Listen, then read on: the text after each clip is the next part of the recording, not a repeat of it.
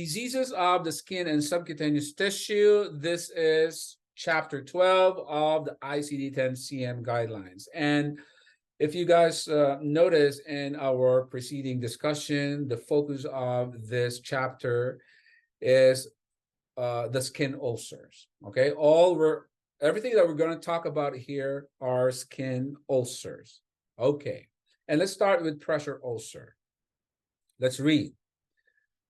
Pressure ulcer stages, okay? Codes in category L89 pressure ulcer identify the site and the stage of the pressure ulcer. The ICD-10-CM classifies pressure ulcer stages based on severity, which is designated by stages 1 to 4 in deep tissue pressure injury unspecified stage and unstageable stage. Okay, so when you talk about ulcers, guys, okay, we are referring to a skin disorder, which, of course, there is an obvious erosion of the skin. Okay, so which means that the pressure ulcer, guys, is a type of the skin ulcers that a patient may develop if a patient is subjected to a constant exposure, maybe not the exposure is not the right word, but constant contact to any kind of surface, right? Example, if a patient is unable to ambulate means to walk by himself or herself, so the patient needs to use a walking device or say a wheelchair, and the patient is bound to wheelchair and is not able to really move around and just sitting in a wheelchair 24/7, I guess, for a long period of time, that that causes patients constant contact to the wheelchair surface, to the seat. Then eventually, if a patient is not taken care of, patient may develop some ulceration of the skin in the back, right? And especially those areas where there is what we call bone prominence. Okay, the bone is can be felt from the patient's external skin. So if that is a situation, guys, the patient is always sitting, or if patient is always lying on his back, on her back for a long period of time, then pressure ulcer is likely or highly probable, or may develop in the long run. That is, if a patient is not able to turn himself or herself, and if there's no one is taking care of the patient. So this is what we call the pressure. This is what pressure ulcer is. Remember, guys, pressure ulcer is not the same as wound injury. It's not the same as that. Okay, pressure ulcer, like what we read from the coding guidelines, is that there are several stages that determine the severity of the pressure ulcer. Now let's see. From what my explanation, I gave you guys my best attempt to explain what pressure ulcer is, but there is an official definition of pressure ulcer coming from an official source. Like, let's see here, what pressure ulcer, according to this organization, Johns Hopkins Medicine. Okay, let's see. Pressure ulcer. Pressure injuries are areas of skin damage caused by lack of blood flow. You may also hear them called bed sores, pressure sores, or pressure ulcers. The skin in the area can die and leave an open sore. So I added this, guys. Skin ulcer is not the same as wound. Okay, wound, maybe you can classify any break in the skin can be identified as wound, but it's not always the case, because in the coding guidelines, guys, okay, when you say wound is classified as an injury. Now, skin ulcer, like this one, pressure ulcer, is not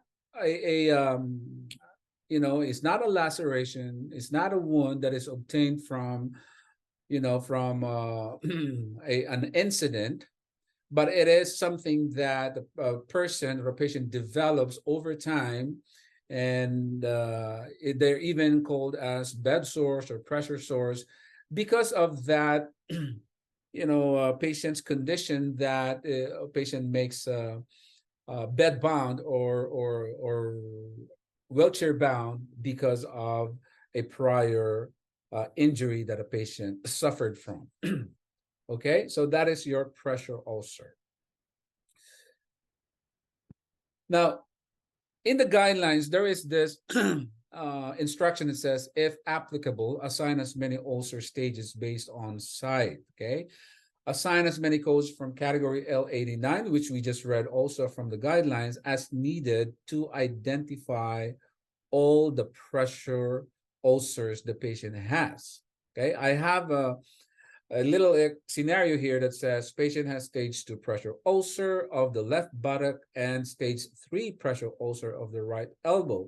How are you going to code that? So I took the liberty of looking for the code, guys, and this is the code for stage 2 pressure ulcer of the left buttock, which is coded to L89322 as an example. Okay, and the stage 3 pressure ulcer of the right elbow is coded to L89023. So this is one of the examples of a scenario that you might encounter in the AHIMA exam, guys. You want to make sure that you're assigning the right code to the correct type of ulcer and to the appropriate stages that is documented. Now, what else does the coding guideline say? Okay, the coding guideline says assign as many codes from category L89 as needed to identify all the pressure ulcers that the patient has, if applicable, which we just saw in the example that I gave you guys. Any questions so far? Okay, so let's come back to this presentation right here. Now, what is the difference between unstageable pressure ulcer and unspecified pressure ulcer? Okay, let me read. Ulcers that cannot be clinically determined because they are covered with eschar or had been treated with graft. This is a unstageable pressure ulcer, guys. Okay, unstageable pressure ulcers are ulcers that cannot be clinically determined because of the covering of that wound, which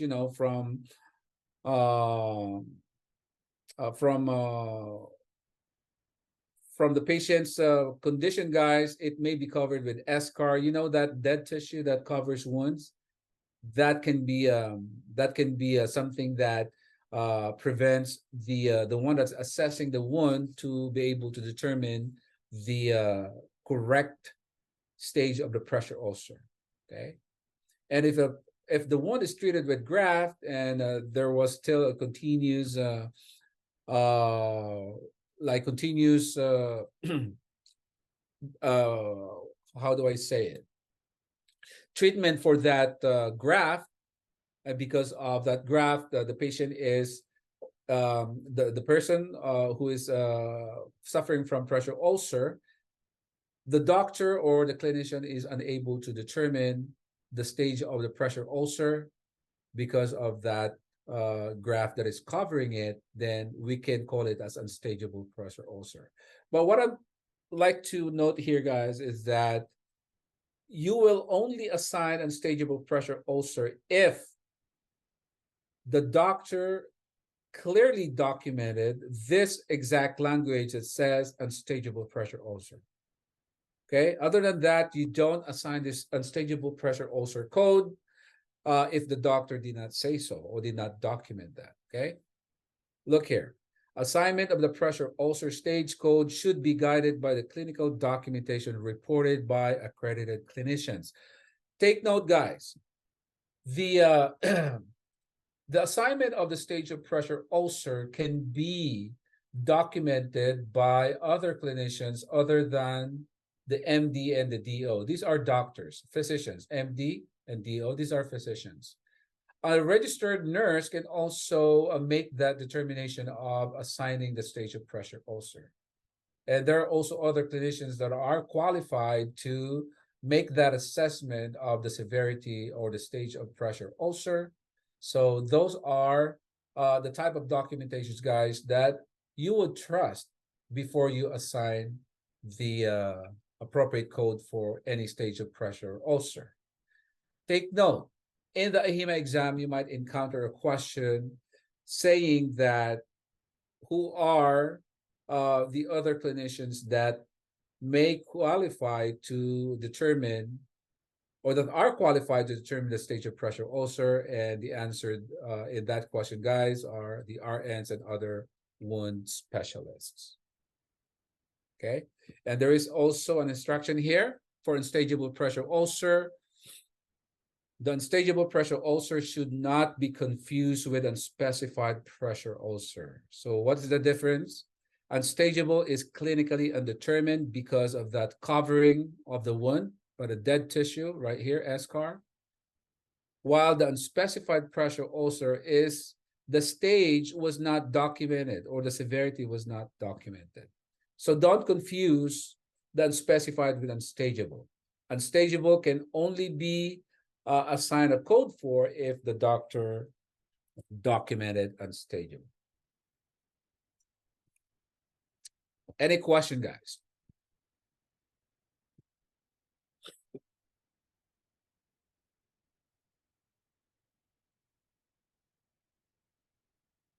Now, what I'm trying to say here, guys, is that this is one of the conditions, especially if you're dealing with patients in a facility that takes care of this type of cases, right? A wound clinic, or if a patient is admitted in the subacute skilled nursing facility, these are the type of patients that require, like, say, a constant care. Because if patient is not monitored, is not cared properly, this type of conditions, this pressure ulcers, guys, may get worse. Okay, may get worse, and wound care, guys, is costly. And I'm talking about by experience, because not for me, but what I'm trying to say is that the different clients that we provide coding services for, if a patient has this type of condition, pressure ulcers or any skin ulcer, guys, the reimbursement to the facility is higher compared to patients who don't have this type of conditions, because, like I said, wound care is very costly. You need, the patient needs constant care. The patient needs to be monitored by clinician, by a nurse, on a periodic basis. Because if a patient is not cared properly, then, like I said, that wound care that wound may become so severe and may become worse, and it will cost the facility that much, right? So you got to think about, when you're assigning codes for this type of conditions, guys, you want to make sure that you're assigning the code for the appropriate stage of pressure ulcer, okay? Or if it's unstageable, code it as unstageable if the doctor had documented as such. This one right here, let me read this. If during an encounter, the stage of an unstageable pressure ulcer is revealed after debridement, okay? Assign only the code for the stage revealed following debridement. Okay, we're still talking about pressure ulcer here. Like what we have described, we have talked about earlier, pressure ulcer is the type of ulcer that is clinically determined because of that covering of a dead tissue or a graft. Now, if this pressure ulcer had already been debrided, Debrided means it already cleaned up. That dead tissue that was covering earlier was already removed. Okay. Now, what are you going to do? The guideline said after it had already been debrided and the doctor finally was able to determine the stage of pressure ulcer. Okay. Now, what does the guideline say? Assign only the code for the stage revealed following the debridement.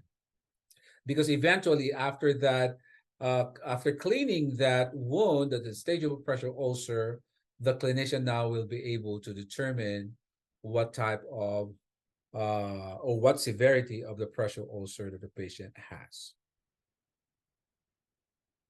If you guys want to know more about the stage of pressure ulcer, there are a lot of information out there, from Google. Will tell you guys, will show you the different severity of pressure ulcer. Pressure ulcers described as healing should be assigned appropriate pressure ulcer stage code based on the documentation in the medical record. If the documentation does not provide information about the stage of the healing pressure ulcer, assign appropriate code for unspecified stage. So what this means, guys, is that the language that says healing pressure ulcer does not give you a stage or severity. What do? Code is unspecified. Okay. If the stage is provided, then of course code it to the stage that was documented. If the document is unclear as to whether a patient has a current pressure ulcer or if patient is being treated for a healing pressure ulcer, query the provider. If you notice, guys, there's always this instruction saying query the provider. In the AHIMA exam, there are a lot of questions that can be answered by this statement right here. Query the provider. Look, provider should be queried. And trust me, you will encounter many questions whose answer is query the provider. And what are those questions? Those questions that need some clarification or documentation that's not so clear, documentations that are vague. The next best thing to do is query the providers. I want you to have that in mind, guys, because in the AHIMA exam, there will be a lot of questions whose answer will be query the provider. Okay. Now this is the healing versus healed pressure ulcer. We just read from the guidelines. Healing code by site and stage reported. If stage is not documented, assign code for unspecified stage. So I just summarize it here, guys. But for healed, don't code at all. No code is assigned if the documentation states that the pressure ulcer is completely healed at the time of admission and discharge. What about this evolving pressure ulcer? In the guidelines, I actually transferred this from the guidelines to here. Let's read this. If a patient is admitted to an inpatient hospital with a pressure ulcer at one stage and it progresses to a higher stage, the guidelines say 2 separate codes should be assigned. One code for the site and stage of the ulcer on admission, and a second code for the same ulcer site and the high stage reported during the stage. And you guys, let me go to the guidelines that speak about that. Right here. I'd like you to highlight this, guys. Please mark this, highlight this guidelines in your in your book. Right? What this basically means is that if a patient is admitted with a lesser stage of pressure ulcer, and then for unfortunate reason, this lower stage of pressure ulcer evolved into a higher stage, the guideline said code both, code as many as you can. Okay. The reason why is that back in the day, I think before 2018, the guidelines used to say that you only code to the highest severity. That was the CMS or Medicare requirement, code only the highest severity. But over the years, guys, these guidelines before 2018, that was a guideline. But in 2018, there was a change in the guidelines saying that you don't only code the high severity, but you also code the stage of the pressure ulcer when the patient came in the first place. Okay, the reason being is that this encourages hospitals or facilities to report that incident of a patient having a lower stage and eventually evolving into the higher stage, because it actually reflects how the patient is being cared during the admission. Now, most facilities before the change of the coding guidelines would hide the fact that information of patients' pressure ulcer getting worse during admission. So the Medicare changed the rules saying that, hey, if you don't report the lower stage, we're at some point will penalize you for that. Okay, so you got to report even the lower stage, which eventually got evolved into the higher stage. So it encourages now all facilities, hospitals to do that, because it's tantamount to misreporting if you don't report the lower stage before it got worse. Okay, so that's the reason why this rule changed, and now the coding guidelines say report all the codes. Do I make sense here, guys?